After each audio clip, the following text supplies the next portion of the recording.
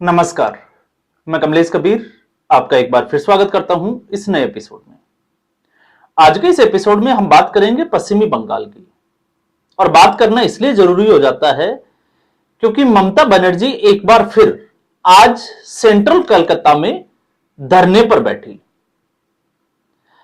अब आप सोचकर देखिए कि राज्य सरकार और वहां पर ममता बनर्जी की सरकार है और उस सरकार के रहते हुए कई मौके ऐसे आए कि ममता बनर्जी सड़क के ऊपर धरना देने बैठ गई, जिसमें सबसे ज्यादा जो हाईलाइट हुई थी वो थी शारदा जो घोटाला हुआ था उसमें। और हुआ कैसे था उसमें हम नहीं जाकर, क्योंकि उसमें टीएमसी के बड़े बड़े नेता और मंत्रियों के नाम थे। लेकिन जब उस वक्त जिस पुलिस कमिश्नर को राजीव कुमार को यह जांच दी थी और फिर एक तरीके से उनसे डायरी लेने के लिए केंद्रीय जांच एजेंसी ने जब रेड डाली, तो उस व्यक्ति को बचाने के लिए ममता बनर्जी सड़क पर धरना देकर बैठ गई। एजेंसी ने खड़े हाथ कर दिए।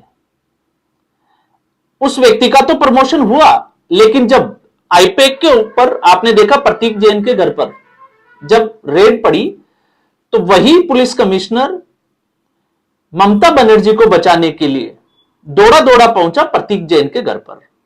तो पश्चिमी बंगाल में क्या चल रहा है ये पूरे देश को पता है।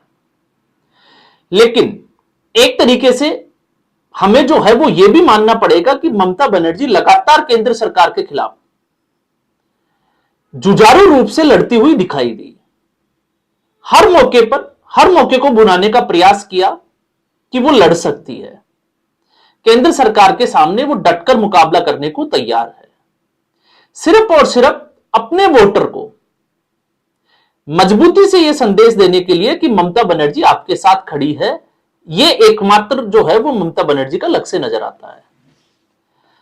अब इस वक्त की अगर हम स्थिति में देखते हैं, जब एसआईआर की प्रक्रिया के बाद फाइनल वोटर लिस्ट जारी कर दी गई, फाइनल वोटर जो लिस्ट जारी की गई जिसमें 8% के आसपास वोटरों के नाम जो है वो काटे गए हैं। लगभग जो है वो ये 63 लाख के आसपास जो है वो नजर आते हैं।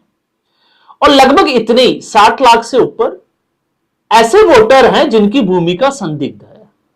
मामला सुप्रीम कोर्ट में गया और सुप्रीम कोर्ट ने पड़ोसी राज्य से जो भी न्यायाधीश थे, जो रिटायर्ड न्यायाधीश है, एडिशनल जो जजेज हैं, उन सबको यह जिम्मेवारी सौंपी गई और यह दिशा निर्देश दिया कलकत्ता हाईकोर्ट को। तब से ममता बनर्जी एक तरीके से बैकफुट पर नजर आने लगी। तो आज ममता बनर्जी वोट डिलीशन को लेकर कलकत्ता सेंट्रल में धरने पर बैठ गई। अब इस स्थिति में जब हम चुनावी माहौल को समझने का प्रयास करते हैं तो नजर यह आता है कि लगभग अगले वीक में या उससे अगले वीक में चुनाव आयोग कभी भी चुनावों की तारीखों की घोषणा कर सकता है। इसी बीच केंद्र सरकार ने एक और डिसीजन लिया। कुछ जो राज्यपाल थे उनके तबादले किए गए, कुछ को हटा दिए गए, कुछ नए एड ऑन किए गए, जिसमें एक जो है वो दिल्ली के एलजी वीके सक्सेना भी है। और ठीक ऐसे ही अगर हम बात करें तो सीवी बोस जो पश्चिमी बंगाल के गवर्नर थे, उन्होंने अपना इस्तीफा दे दिया। अब जो उनकी जगह पदभार जो संभालेंगे वो है आर.एन. रवि। तो आखिर पश्चिमी बंगाल का गवर्नर क्यों बदला गया, यह एक जो है वो बड़ा सवाल है। क्योंकि इससे पहले अगर आप जगदीप धनखड़ को देखोगे तो जगदीप धनखड़ वो पश्चिमी बंगाल के गवर्नर रहे और ममता बनर्जी का हर गवर्नर के साथ टकराव जो है वो देखने को मिला है। जगदीप धनखड़ साहब जो है वो उपराष्ट्रपति बनाया गया, राज्यसभा के वो सभापति थे। लेकिन अचानक से आप याद कीजिए 21 जुलाई मानसून सत्र, शाम के समय जगदीप धनखड़ साहब राष्ट्रपति के जो है वो आवास पर पहुंचते हैं, वहां पर अपना इस्तीफा देते हैं और इस्तीफा देने के साथ साथ ही वो सोशल मीडिया पर उसको पोस्ट भी कर देते हैं। और राजनीतिक करवट बदल जाती है। और राजनीतिक करवट इसलिए बदल जाती है क्योंकि राजनीतिक गलियारों में जो विपक्ष जगदीप धनखड़ की बॉडी पोस्चर को लेकर संसद के बाहर मिमिक्री करता था, बंदर की तरह उछलता था, वो उस जगदीप धनखड़ के साथ खड़ा दिखाई दिया। उसके बाद जगदीप धनखड़ अज्ञातवास के लिए चले गए, बाहर आकर कोई जवाब नहीं दिया, किसी से उनकी मुलाकात नहीं हुई। तो एक पूरे तरीके से संदेह की स्थिति जो है वो उस वक्त उत्पन्न हुई। अब जब हम सच्चाई की बात करते हैं तो राजनीति में एक कहावत है, बोलने से ज्यादा मौन जो होता है उसकी चर्चाएं ज्यादा होती है, उसमें संदिग्धता ज्यादा नजर आती है। तो जगदीप धनखड़ वही कहानी थी। अब उसको लेकर तमाम तरीके की चर्चाओं का माहौल जो है वो गर्म था। लेकिन अब जब जगदीप धनखड़ ने छोटी सी जनसभा को, अगर हम कहें तो राजस्थान के झुंझुनू में, जो इस वक्त सांसद है राहुल कसवां, उनके पिताजी जो है उनके राम सिंह कसवां, उनके हालचाल पूछने गए स्वास्थ्य को लेकर, लेकिन वहां पर उन्होंने बोला कि उन्होंने इस्तीफा दिया, इसका मतलब यह नहीं था कि वो बीमार थे, लेकिन स्वास्थ्य को प्राथमिकता देने के लिए उन्होंने इस्तीफा दिया। वो ये भूल जाते हैं कि इस्तीफा जो है वो ऐसा अचानक रात को 9 बजे ही क्यों, सुबह भी 10 बजे भी तो दिया जा सकता था जब आपका स्वास्थ्य ठीक था। तो इसका मतलब कुछ ना कुछ जो है वो ऐसा हुआ था जिससे असहज स्थिति में आ गई थी केंद्र सरकार जगदीप धनखड़ को लेकर, और उनको सीधे तौर पर बोल दिया गया कि अब आपसे जो है वो दूरी बनाए रखेंगे या आपसे नहीं हो पाएगा। अब इसको अरविंद केजरीवाल के केस के साथ में भी जोड़ रहे हैं।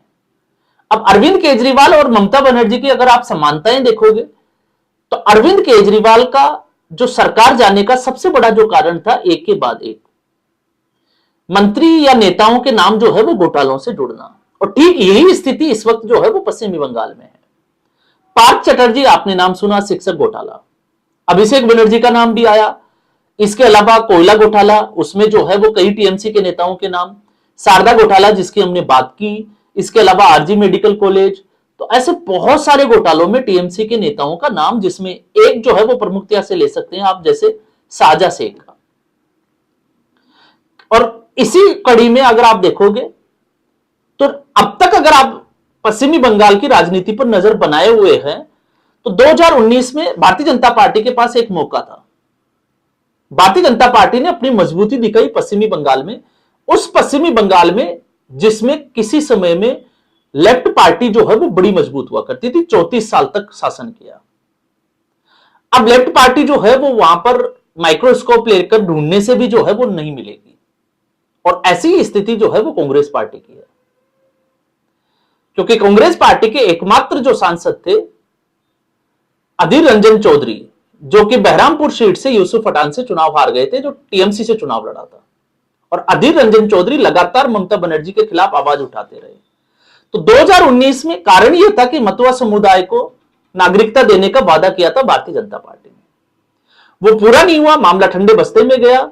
लेकिन उसके बाद, क्योंकि आज भी जब हम इस पश्चिमी बंगाल की बात करते हैं तो कई लोग जो है वो उसको बिहार के साथ जोड़कर देखते हैं, लेकिन पश्चिमी बंगाल में स्थिति इसके उलट है, क्योंकि बिहार में जंगल राज लालू प्रसाद यादव का जो शासन था उसकी याद दिलाई जाती है, लेकिन पश्चिमी बंगाल में यह जो है वो सच्चाई है कि टीएमसी की जो संगठन स्तर पर जिस तरीके से मजबूती दिखाई, अपने आप को मजबूत किया, तो सच्चाई यह है कि पश्चिमी बंगाल का अगर कोई गांव में या रिमोट एरिया का भी कोई व्यक्ति है, अगर आप उससे पूछोगे तो किसी गांव में कोई भी अगर मामला होता है तो उसको पंचायत स्तर पर बैठकर सुलझाया जाता है, और उसमें टीएमसी के नेताओं की बड़ी भूमिका होती है, और जब उसके बाद जो है वो पुलिस प्रशासन के पास वो मैटर जाता है। तो इस तरीके से ममता बनर्जी ने अपने आप को मजबूत किया। लेकिन इस बार ममता बनर्जी की स्थिति उलट है, और उसका सबसे बड़ा कारण है एसआईआर, क्योंकि एसआईआर का जो विवाद था, जिसने ममता बनर्जी ने तूल पकड़ने की, या हम कहें कि एक मैसेज देने का प्रयास किया उन वोटरों को जो संदिग्ध नजर आते हैं।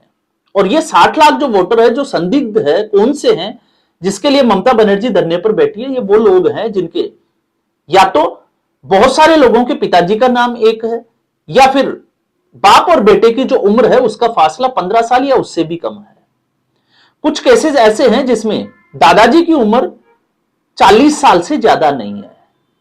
तो इसमें आप इसको ऐसे भी समझ सकते हैं, अगर दादाजी 40 साल के हैं और अगर उनके 15 साल 17 साल की उम्र में भी अगर बच्चा हुआ तो उसके पिता की उम्र जो है वो 25 साल आती है, 15 साल के हिसाब से मैं अगर बता रहा हूं, ऐसा होता नहीं है पर फिर भी हम जो है वो उसकी चर्चा कर रहे हैं। और अगर 15 साल उससे छोटा बच्चा है तो क्या 10 साल का वोटर बन सकता है? लेकिन ऐसा हुआ है और बड़े पैमाने पर हुआ है। तो इसको लेकर ममता बनर्जी बैकफुट पर है। और साथ में केंद्र सरकार ने जब गवर्नर का जो है वो बदलाव किया, अब उससे एक जो नैरेटिव जो तैयार किया गया था ममता बनर्जी के द्वारा केंद्र सरकार के पपेट बोलकर, या मैं कहूंगा कि गवर्नर के साथ जो टकराव की स्थिति रहती थी, जिसमें ममता बनर्जी एक महिला होने के नाते और लगातार वो जो है वो टकराव की स्थिति में रहती थी, एकदम से उस टकराव की स्थिति को खत्म कर दिया। अब नए गवर्नर आएंगे और जब तक वो चीजें होगी तब तक जो है वो चुनाव की घोषणा हो चुकी होगी। तो ये जो नैरेटिव है, ये नैरेटिव अब ममता बनर्जी के लिए हमेशा के लिए इस चैप्टर को बंद कर दिया है। तो ममता बनर्जी के लिए, क्योंकि हम पहले भी चर्चा करते थे कि जब चुनाव नजदीक आएंगे तो लगातार मुद्दे जो है वो बदलते चले जाएंगे। और जब बदलते चले जाएंगे, क्योंकि पिछली बार अगर आपने देखोगे तो कुछ राइट विंग के जो पत्रकार थे वो अपना आकलन करते थे ममता बनर्जी को लेकर कि इस बार भारतीय जनता पार्टी सरकार बनाएगी, लेकिन भारतीय जनता पार्टी सरकार नहीं बना पाई। बीजेपी का आकलन भी गलत निकला।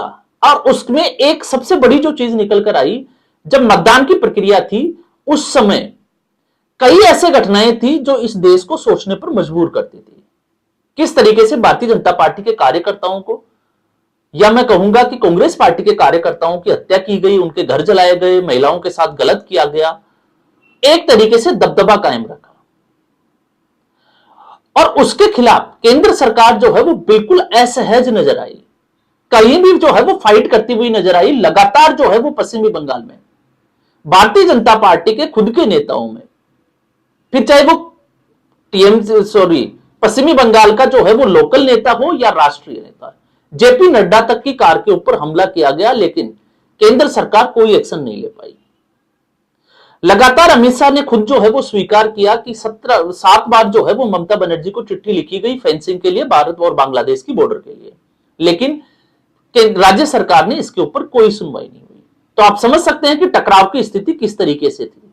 लेकिन अब धीरे धीरे जब चुनाव सामने आ रहा है तो ममता बनर्जी की उस छवि को, जिसको भारतीय जनता पार्टी नहीं तोड़ पाई, उस छवि को चुनाव आयोग ने तोड़ने का काम किया।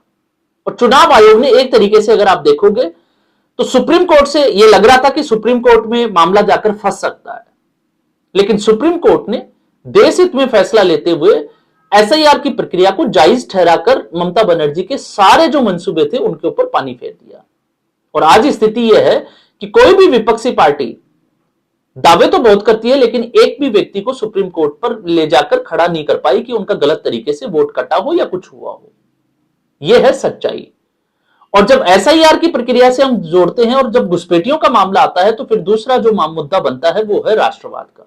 और यहां पर भारतीय जनता पार्टी मजबूत नजर आती है टीएमसी के मुकाबले। इसके अलावा बाकी आपने देखा किस तरीके से हुमायूं कबीर बाबरी मस्जिद बना रहे हैं, तो वहां पर भी जो है वो ममता बनर्जी का डर साफ दिख रहा है कि मुस्लिम वोटर जो है वो इस बार डिवाइड होने वाला है। तो स्थितियां और परिस्थितियां समय के साथ ममता बनर्जी का साथ छोड़ती हुई नजर आ रही है। और ऐसी स्थिति में ममता बनर्जी बैकफुट पे है। और ये जो है वो साफ तौर से फ्रस्ट्रेशन इसका ममता बनर्जी के चेहरे पर इस वक्त दिखाई देता है। और यही एक कारण है कि चुनाव आयोग के खिलाफ अपने ही राज्य में सड़कों के ऊपर जो है वो धरना देती हुई नजर आती है ममता बनर्जी। अब कितने समय में जो है वो इसका निपटारा होगा समस्याओं का, क्योंकि 60 लाख केस आप मानकर चल सकते हैं, संदिग्ध वोटर जिसकी हम बात करते हैं, अलग अलग राज्यों के न्यायाधीश जो है वो इस काम से जुड़े हुए हैं। अब ऐसी स्थिति में चुनाव आयोग क्या फैसला लेता है कि इसके रहते हुए चुनाव की तिथियां जो है उनकी घोषणा करता है, या फिर बाकी राज्यों के बाद यहां पर अगर चुनाव की तिथियां की घोषणा होती है तो आप तय मानकर चलिए फिर 356 के तहत जो संविधान का अनुच्छेद 356 कहता है, उस स्थिति में अपने आप जो है बंगाल में राष्ट्रपति शासन लग जाएगा। और राष्ट्रपति शासन लगने का मतलब है कि ममता बनर्जी की जो प्रशासनिक जो पावर है, शक्तियां हैं, वो अपने आप कमजोर पड़ जाएगी। तो ये एक ममता बनर्जी को इसका अनुमान भी है कि इसका नुकसान किस हद तक जा सकता है। तो आज के एपिसोड में बस इतना ही। उम्मीद करूंगा वीडियो एपिसोड आपको पसंद आया होगा। वीडियो को लाइक करें, शेयर करें, चैनल जरूर सब्सक्राइब करें। धन्यवाद।